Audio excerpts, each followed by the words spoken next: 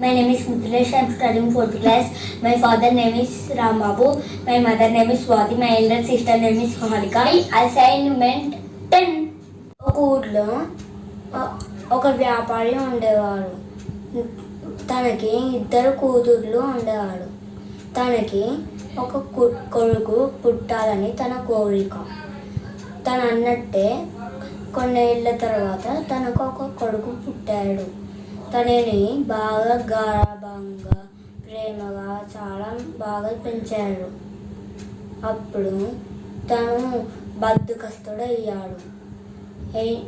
ఎందుకు తను బాగా అన్నం ఇలా అన్నిటినీ తినేస్తున్నారు. అప్పుడు తను లావుగా అయ్యాడు. తను బయట ఇలా తిరుగుతుంటే అందరు చూసి నవ్వుతున్నారు. వెనకాల నుంచి వచ్చి తనని ఏడిపిస్తున్నారు. ఎవరు చూసినా తనని నవ్వుతున్నారు. తనని అన్ని బట్టల షాప్కి తీసుకొని వెళ్ళారు. కానీ ఏ బట్టలు తనకు సరిపోలేదు. తన పొట్ట బయటికి కనిపించేది. తను ఒకసారి ఒక బోర్డు చూశాడు. అందులో ఏమని ఉందంటే, ఇక్కడ ఒక డ్యాన్స్ స్కూల్ ఓపెన్ చేయబోతున్నాం అని. అప్పుడు వాళ్ళ నాన్న దగ్గరికి వెళ్ళి, నాన్న నేను కూడా డ్యాన్స్ స్కూల్లో చేరుతాను అని అన్నాడు.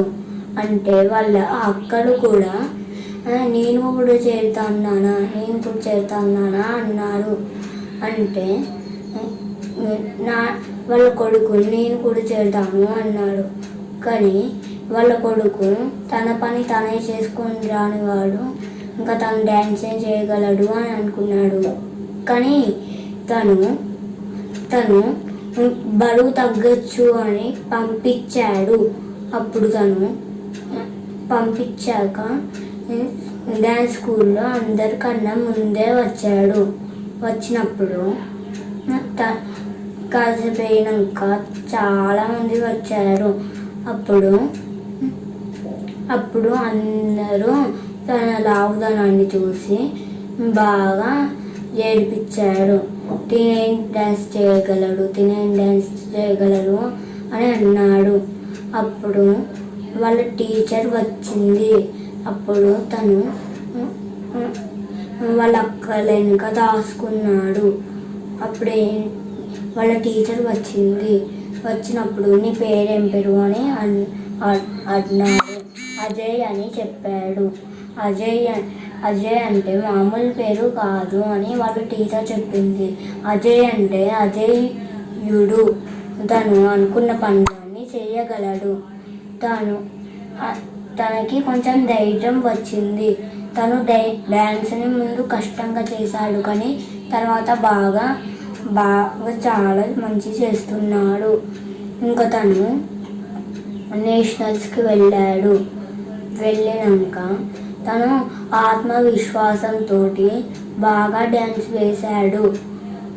తనకి అందరిని ఓడించి తను ఒక ప్రైజ్ తెచ్చుకున్నాడు. అప్పుడే తన నవ్విన వాళ్ళు అందరూ అది తప్పు అని అనుకున్నాడు.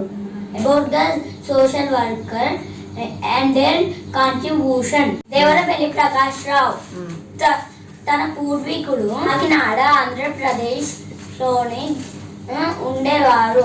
వాళ్ళు వలసగా వచ్చి ఒడిశా కడక జిల్లాలో ఉంటున్నారు. వాళ్ళ నాన్న చాయ్ దుకాణాన్ని నడిపేవాడు.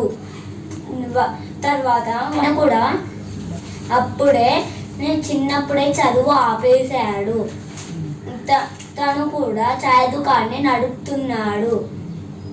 తను చాయ్ దుకాణంలో 600 నుంచి 700 సంపాదించిన తను సగం ప్రజాయిక సేవకి ఇస్తున్నాడు. తనలాగా చదువు ఆపకూడదు అని తను ఉంటున్న 2 గదుల ఇంటిని ఒక్క గదిని పాఠశాలలా మార్చేశాడు. 4 నుంచి 9 దాకా అందులో వయసు ఉన్న పిల్లలు 80 మంది చదువుకుంటున్నారు.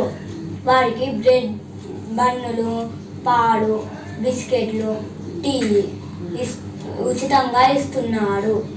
చెప్పులు, బుక్స్, యూనిఫామ్లు ఉచితంగా ఇస్తున్నాడు.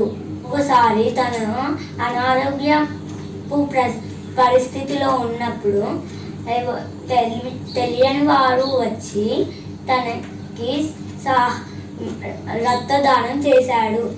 దానిని స్ఫూర్తిగా తీసుకొని 1976 నుంచి ఈ రక్తదానం ఇచ్చాడు.